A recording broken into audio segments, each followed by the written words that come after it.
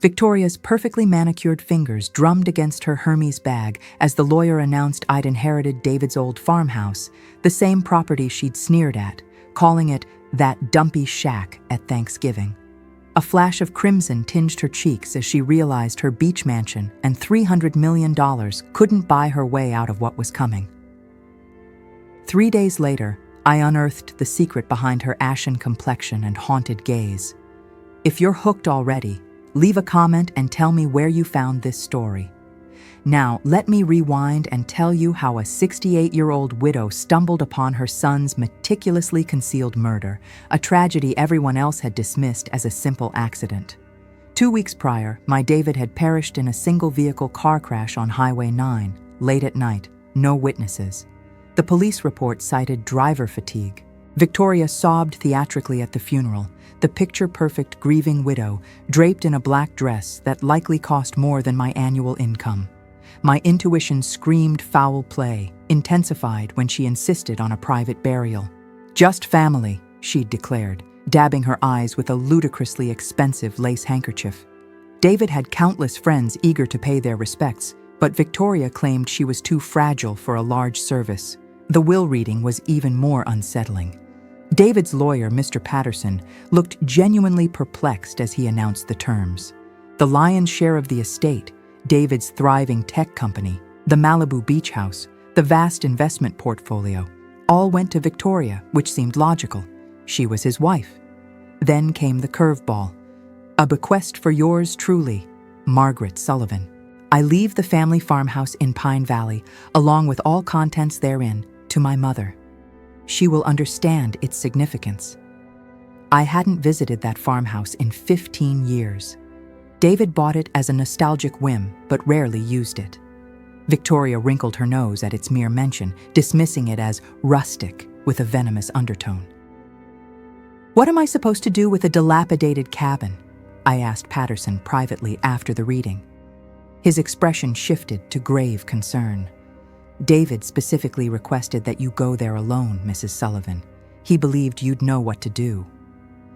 Victoria had been unusually eager to help me prepare for my trip to Pine Valley. She even offered to have the house professionally cleaned before my arrival, but something in her overly solicitous tone made me vehemently decline. If David wanted me to discover something, I needed to see it exactly as he'd left it, untainted. The 3-hour drive provided ample time to contemplate the son I apparently hadn't truly known. David had always been tight-lipped about his work, dismissing it as boring tech stuff whenever I inquired. He'd grown increasingly distant over the past year, consistently canceling our weekly dinners and evading family gatherings. I'd attributed it to Victoria's influence, but now a seed of suspicion bloomed in my mind.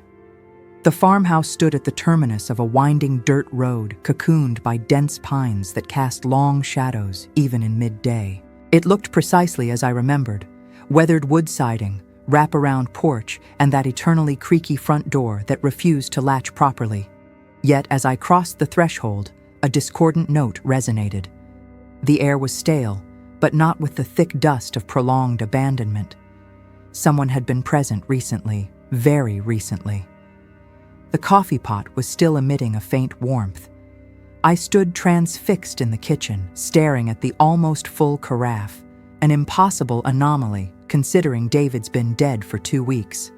Unless the coffee-brewing gnome had taken up residence, someone had been surreptitiously occupying my inheritance. The prudent course of action would have been to immediately contact the police.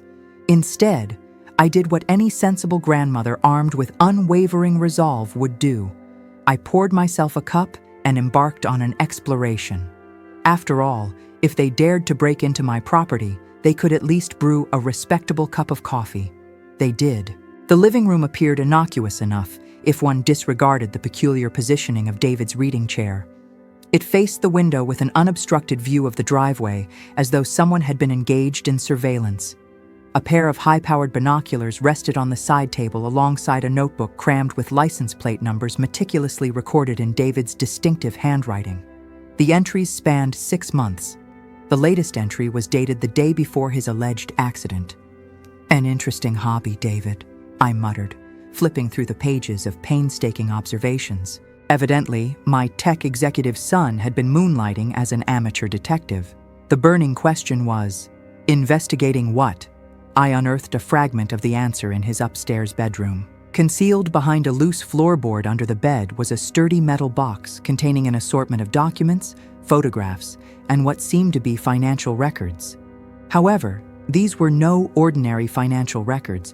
They were bank statements revealing substantial transfers from obscure shell companies, intricate cryptocurrency transactions, and inexplicable deposits that vehemently contradicted Victoria's explanation of David's thriving tech empire.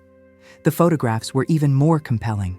They depicted Victoria engaging in clandestine meetings with unfamiliar men in dimly lit parking garages, upscale restaurants, and what appeared to be an offshore banking facility in the Cayman Islands.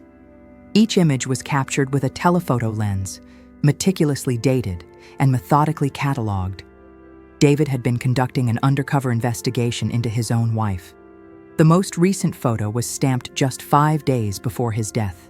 It showed Victoria shaking hands with a man whose face I recognized from the business section of the newspaper, Anthony Marchetti, currently embroiled in a sprawling federal investigation for money laundering. I recoiled, the disparate pieces of a disturbing jigsaw puzzle beginning to coalesce. David's immensely successful tech company was, in actuality, a highly sophisticated money laundering operation catering to the underworld's most unsavory elements. Victoria wasn't the inconsolable widow. She was a key player in the scheme, and David had unearthed her treachery. The crunch of gravel in the driveway shattered the silence, sending a jolt of adrenaline through me. A car was cautiously approaching the house, moving with the confidence of someone intimately familiar with the terrain. I hastily stuffed the most damning photographs and documents into my oversized purse, replaced the floorboard, and reached the living room window just as a sleek black sedan pulled up beside my battered Honda. Victoria emerged from the vehicle, the fragile widow facade gone. She moved with a newfound purpose, glancing at her phone before striding purposefully towards the house. She possessed a key. I had approximately 30 seconds to decide whether to confront her or conceal myself. Prudence dictated concealment, but I'd never been renowned for my unwavering adherence to practicality. "Hello, Victoria," I said with a deceptively pleasant tone as she entered the house as if she owned the place, which, technically, she no longer did. She recoiled, startled, clutching her chest with a theatricality that would make a seasoned soap opera actress envious. "Margaret, I didn't expect. I thought you were arriving tomorrow." "Evidently," I said, gesturing toward the coffee pot. "Someone has been anticipating something. That coffee is still warm." Her eyes darted to the kitchen and then back to me. I could practically see the calculation swirling behind her eyes as she assessed her next move. Victoria had always been blessed with a striking beauty, the kind of flawless perfection that intimidated other women. But at that moment, she looked haggard, stressed, like someone burdened with secrets far more profound than mere grief. "I've been coming here to feel closer to David," she said, summoning tears on cue. "This was our special place." "How peculiar, he never mentioned bringing you here. In fact, I distinctly recall him stating that you despised it." I settled into David's reading chair, registering her flinch when I picked up the binoculars. "What exactly were you two looking for out here?" Her laugh was forced and slightly hysterical.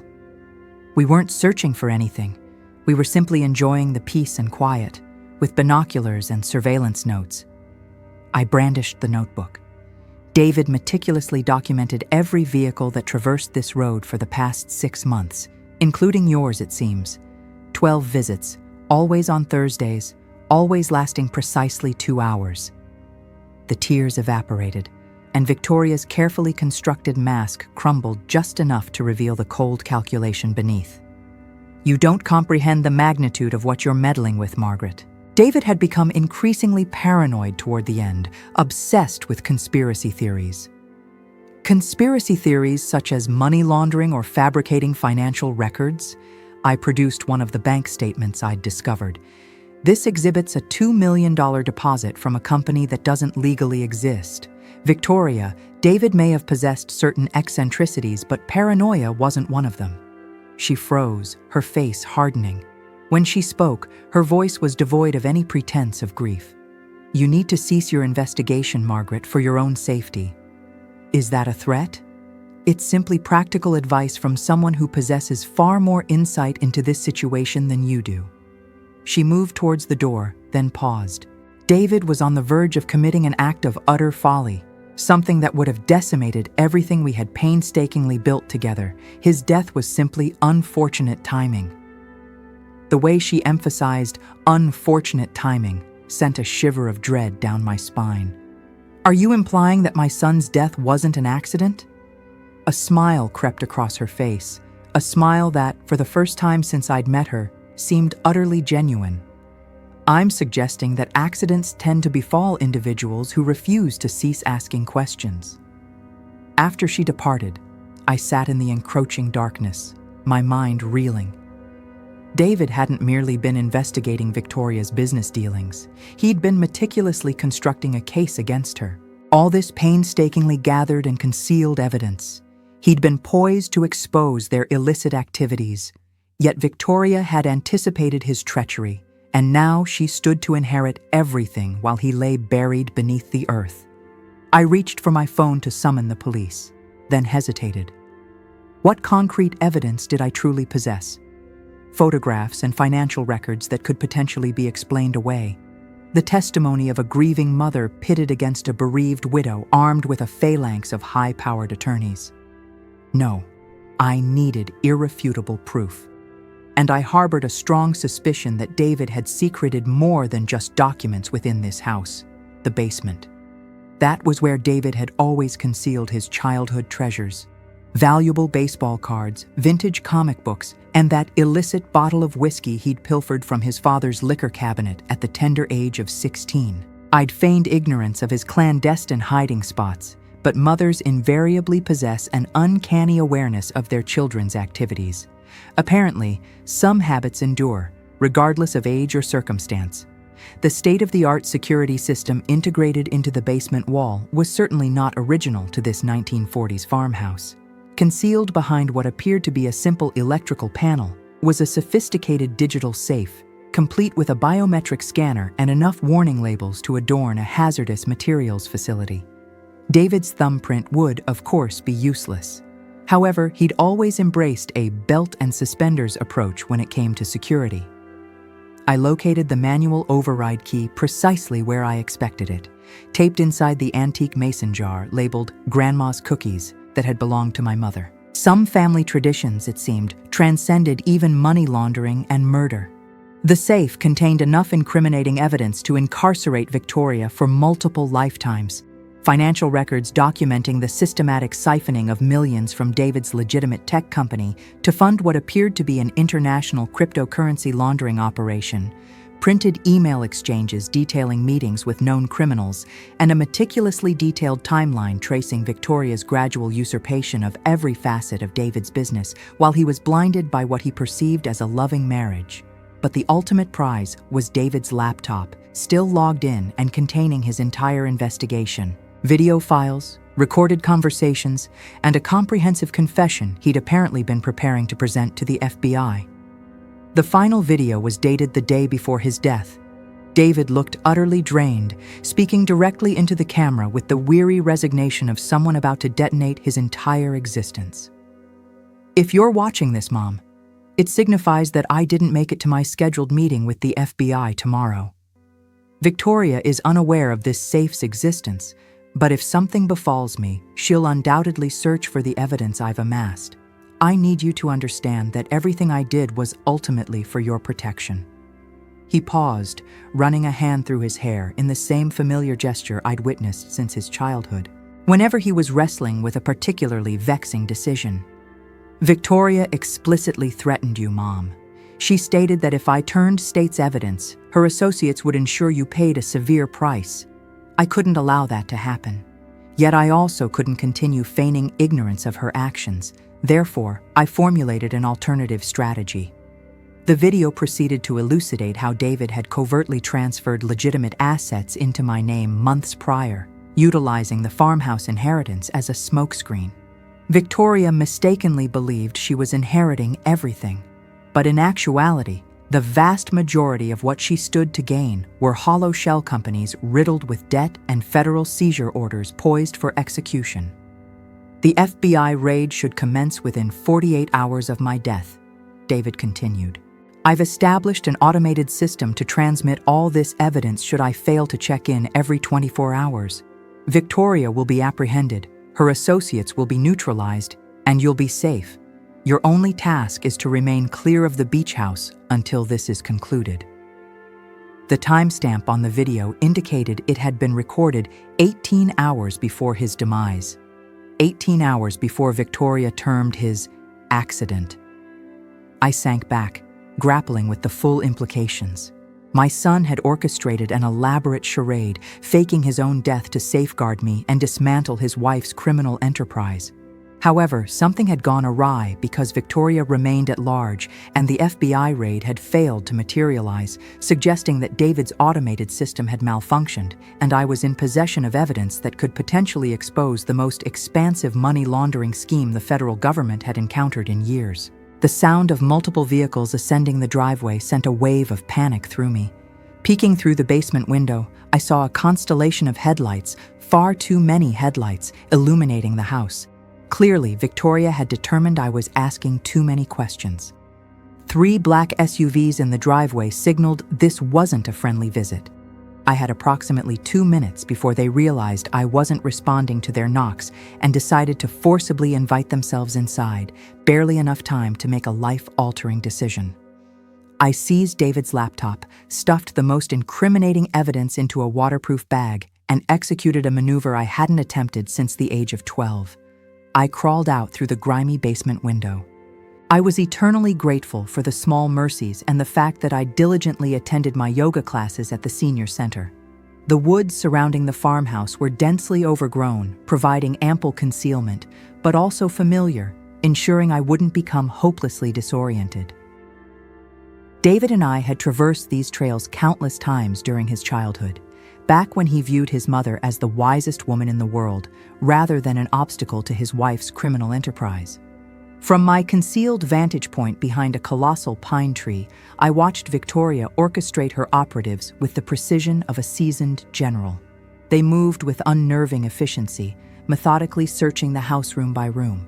These weren't mere thugs. These were individuals with specialized training and sophisticated equipment. One of them discovered the open basement safe within minutes. Victoria's voice, amplified by the frigid air, conveyed her unrestrained fury at their belated arrival. Evidently, losing millions of dollars worth of incriminating evidence could shatter even the most composed criminal's veneer of control. "She has everything!" Victoria bellowed into her phone. "David's laptop, the financial records, likely the video files. We must apprehend her before she reaches the FBI."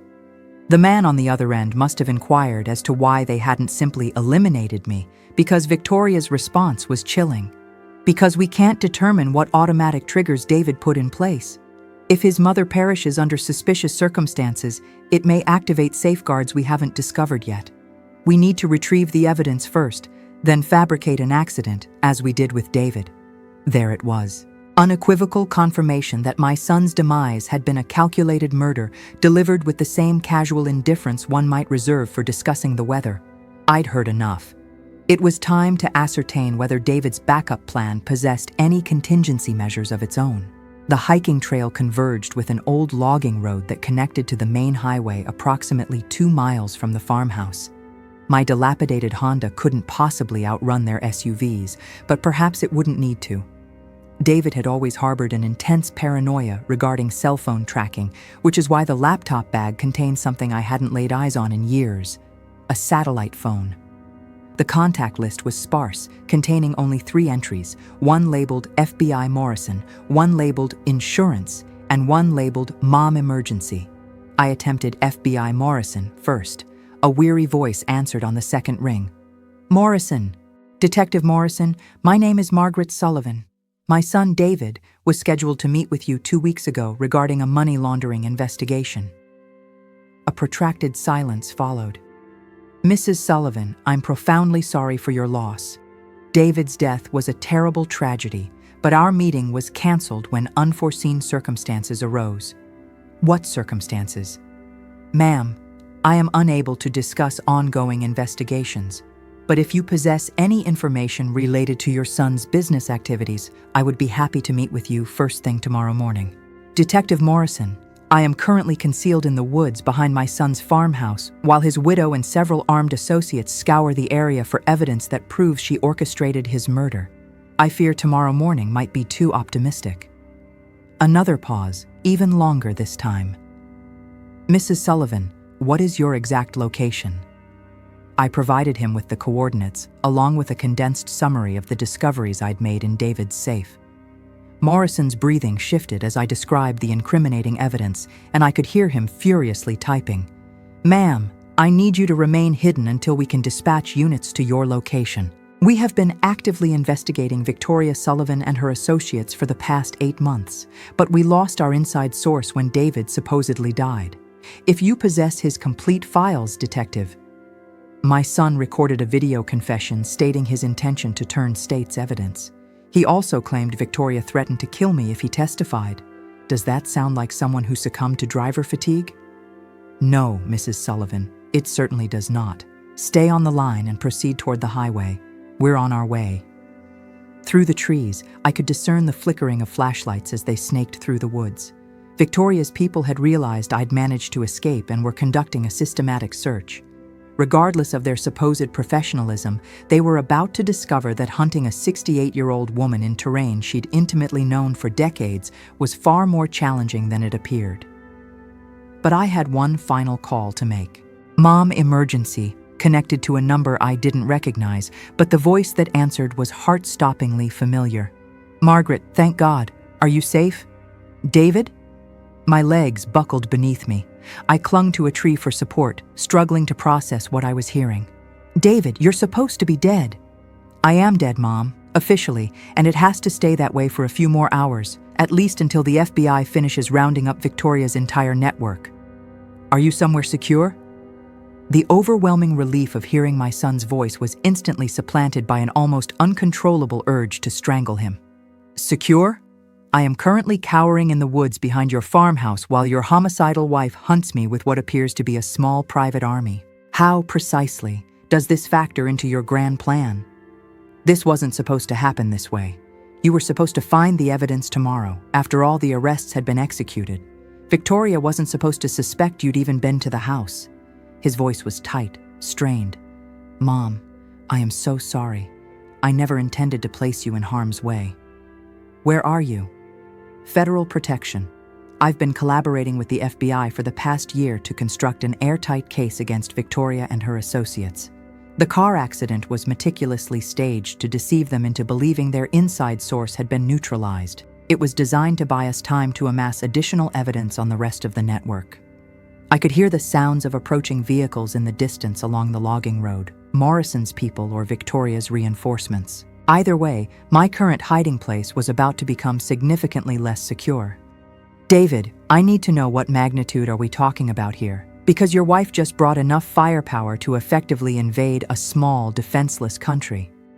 Victoria's organization launders money for 3 distinct criminal enterprises, including 2 that are featured prominently on the FBI's most wanted list.